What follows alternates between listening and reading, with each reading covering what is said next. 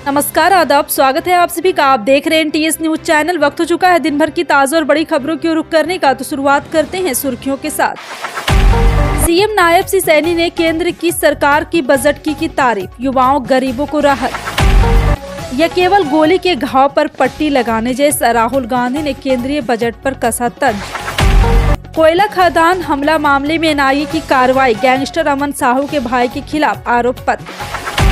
दिल्ली विधानसभा चुनाव से पहले आपको झटका। 8 विधायक समेत कई नेता बीजेपी में शामिल। दंगों के जिम्मेदार लोग जीत जाएंगे। मुस्तफाबाद में बोले अमित शाह, आप सरकार का तंज। पीएम किसान से वंचित रह जाएंगे यूपी के लाखों किसान। सरकार के नए नियम 19वीं किस्त पर संकट। जी हां, एक एक करके पूरी जानकारी आपको विस्तार से देंगे, लेकिन उससे पहले एक छोटी सी रिक्वेस्ट करेंगे दोस्तों। अगर आपको भी लगता है देश में होने वाले तमाम चुनाव ईवीएम से ना होकर के बैलेट पेपर पर होना चाहिए, अगर आप भी हमारी बात का समर्थन करते हैं तो आप इस वीडियो को लाइक करके चैनल को सब्सक्राइब कर लीजिए और वीडियो को ज़्यादा से ज़्यादा लोगों में शेयर कीजिए। और आप किस राज शहर से न्यूज को देख रहे हैं कॉमेंट में जरूर लिखिए। चलिए वीडियो को स्टार्ट करते हैं। जी हां, आपको बता दें कि हरियाणा के मुख्यमंत्री नायब सिंह सैनी ने केंद्र सरकार की ओर से पेश बजट की जमकर तारीफ की है। उन्होंने कहा है कि वित्त मंत्री निर्मला सीतारमण ने बहुत ही शानदार बजट पेश किया है। इसमें युवाओं, गरीबों और महिलाओं का विशेष रूप से ध्यान रखा गया है और उनके कल्याण पर फोकस किया गया है। एबीपी न्यूज से खास बातचीत में उन्होंने ये भी कहा है कि ये बजट अन्नदाता पर केंद्रित है। हमारा समाज बेहतर होगा और युवाओं के लिए रोजगार के नए साधन बनेंगे। हरियाणा के मुख्यमंत्री ने यमुना में प्रदूषण को लेकर अरविंद केजरीवाल को घेरते हुए अपनी प्रतिक्रिया दी। उन्होंने कहा, अरविंद केजरीवाल बहुत शार्प दिमाग का है, ये झूठ बोलता है। पिछली बार कहा था कि 2025 तक हम यमुना को पूरा साफ कर देंगे, लेकिन अब 2025 आ गया है। लोकसभा में विपक्ष के नेता राहुल गांधी ने 2025 से 26 के केंद्रीय बजट पर प्रतिक्रिया दी। उन्होंने इस बजट को गोली के घाव के लिए बैंडेज जैसा बताया। उन्होंने कहा कि ये सरकार विचारों के मामले खोखली है। कांग्रेस नेता ने कहा कि वैश्विक अनिश्चितता के बीच आर्थिक संकट को हल करने के लिए आमूलचूल बदलाव की आवश्यकता है। और आपको बता दें, इससे पहले कांग्रेस ने केंद्रीय बजट की आलोचना करते हुए कहा था कि यह वास्तविक मजदूरी, समग्र उपभोग में उछाल की कमी, निजी निवेश की सुस्त दरों और जटिल जीएसटी प्रणाली जैसी बीमारियों का उपचार नहीं करता है। वित्त मंत्री निर्मला सीतारमण ने शनिवार को केंद्रीय बजट 2025 पेश किया। इसमें उन्होंने किसानों से लेकर युवाओं और महिलाओं तक के लिए लोन का ऐलान किया गया है। साथ ही एमएसएमई सेक्टर में भी लोन देने की घोषणाएं की गई। लोन की इन घोषणाओं का मकसद कारोबार को बढ़ावा देना है।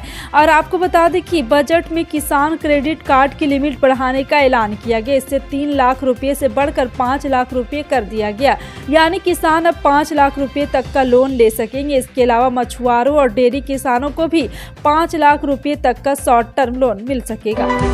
अमेरिका चाहता है कि भारत रूस से कच्चे तेल और रक्षा सौदों की निर्भरता को घटाए। भारत हमेशा से भू राजनीतिक स्थिति में संतुलन का पक्षधर रहा है। पेट्रोलियम मंत्री हरदीप पुरी ने पहले ही कह चुके हैं कि हमें जहां से कच्चा तेल मिलेगा लेंगे, जबकि भारत पेट्रोलियम के वरिष्ठ सूत्रों का कहना है कि रूस से तेल लाने के लिए कांगो नहीं मिला पा रहे हैं। ऐसे में देखना है कि राष्ट्रपति डोनाल्ड ट्रंप बनाम राष्ट्रपति पुतिन को कैसे साथ देता है भारत।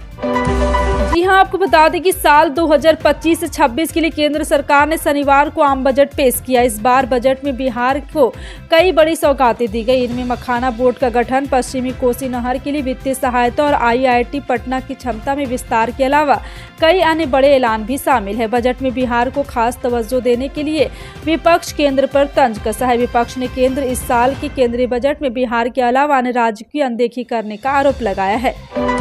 बता दें, राष्ट्रीय जांच एजेंसी ने झारखंड तेतरिया खंड कोयला खदान आतंकी हमला मामले में खुखार गैंगस्टर अमन साहू के छोटे भाई के खिलाफ आरोप पत्र दाखिल किया है। शनिवार को एक बयान में जांच एजेंसी ने यह जानकारी साझा की है।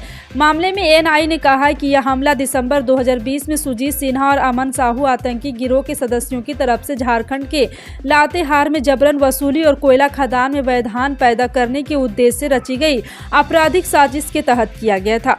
जांच एजेंसी की तरफ से जारी बयान के अनुसार झारखंड के रांची जिले के आकाश कुमार पर भारतीय दंड संहिता और गैर कानूनी गतिविधि अधिनियम की कई धाराओं के तहत आरोप पत्र दायर किया गया है। दिल्ली विधानसभा चुनाव से पहले आम आदमी पार्टी को बड़ा झटका लगा है। आम आदमी पार्टी के 8 विधायक और कुछ वर्तमान और पूर्व पार्षद बीजेपी में शामिल हो गए हैं। चुनाव से पहले इतनी बड़ी संख्या में प्रमुख आप नेताओं का बीजेपी में शामिल होना केजरीवाल की मुश्किलें बढ़ा सकता है।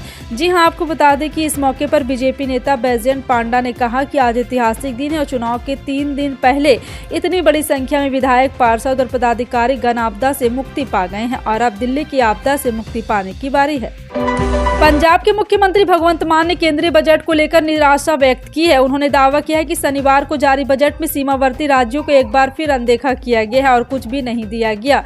इस चुनावी बजट बताते हुए आम आदमी पार्टी नेता ने कहा है कि इसमें केवल बिहार के लिए घोषणाएं की गई है। केंद्रीय वित्त मंत्री निर्मला सीतारमण ने शनिवार को संसद में अपना 8वां बजट पेश किया। बजट पर प्रतिक्रिया देते हुए मान ने आरोप लगाया कि भारतीय जनता पार्टी के नेतृत्व वाली केंद्र सरकार द्वारा पेश किए गए बजट में एक बार फिर पंजाब को अनदेखा किया गया है।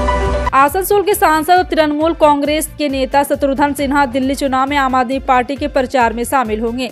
उन्होंने शनिवार को आपके कामकाज की तारीफ करते हुए कहा, इसका समर्थन करना राष्ट्रीय हित में जरूरी है।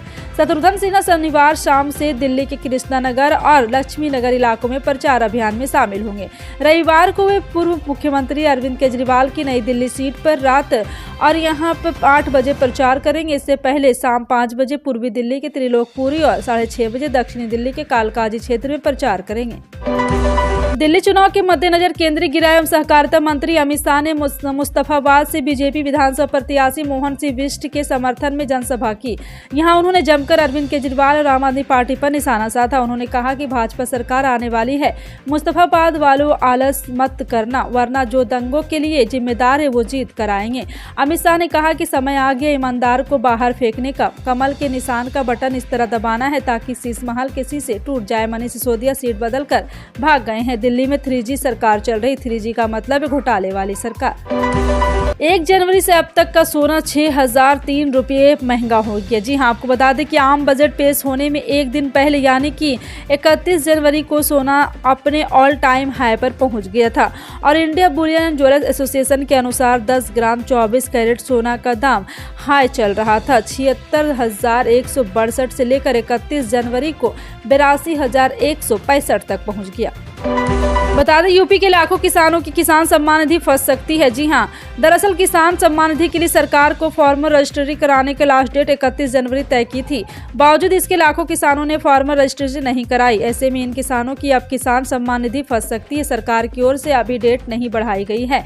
दरअसल प्रदेश भर में फार्मर रजिस्ट्री की अंतिम तारीख 31 जनवरी थी, जो बीत गई है। सरकार की ओर से अभी तक अंतिम बजट डेट बढ़ाई नहीं गई है।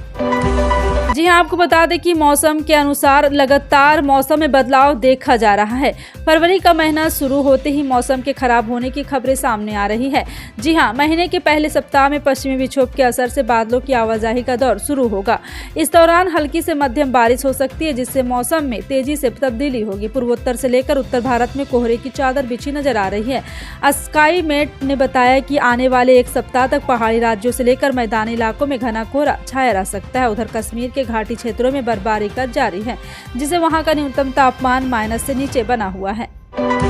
जी हां, CCL के एरिया की भूमिगत चोरी परियोजना ने एक दिन में सर्वाधिक 2816 टन कोयला उत्पादन करने का रिकॉर्ड बनाया है। इसके लिए क्षेत्र के महाप्रबंधक ने चोरी परियोजना की पूरी टीम को पत्र जारी कर बधाई दी है। परियोजना ने 30 जनवरी को यह रिकॉर्ड हासिल किया था, जबकि दूसरे दिन 31 जनवरी को भी परियोजना ने 2400 टन कोयला उत्पादन कर दूसरा बड़ा रिकॉर्ड दर्ज कराया और CCL की यह परियोजना पायलट प्रोजेक्ट के रूप में तैयार की गई है।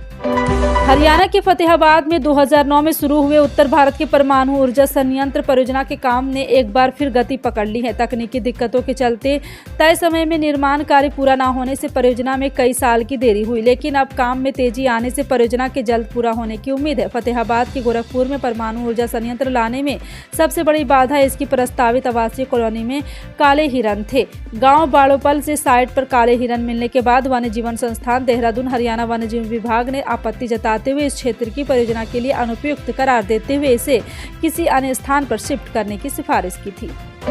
जी हां, संगम, नोज और गंगा के घाटों का सीएम योगी ने स्थलीय निरीक्षण किया। बसंत पंचमी स्नान पर्व से पहले सीएम योगी ने तैयारियों का स्थलीय निरीक्षण किया। देश के उपराष्ट्रपति जगदीप धनखड़ प्रयागराज पहुंचे। उपराष्ट्रपति ने सीएम योगी के साथ संगम में डुबकी लगाई। वो महाकुंभ के बड़े संतों से मुलाकात के बाद दिल्ली वापस लौट जाएंगे। उधर महाकुंभ हादसे की जांच न्यायिक आयोग की टीम कर रही है।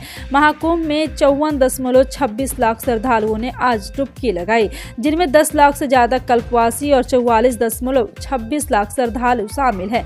फिलहाल आपका इन सभी खबरों पर क्या कहना है, कमेंट सेक्शन में टाइप करके जरूर बताएं। मिलते हैं अगली बड़ी खबर में, तब तक के लिए जय हिंद।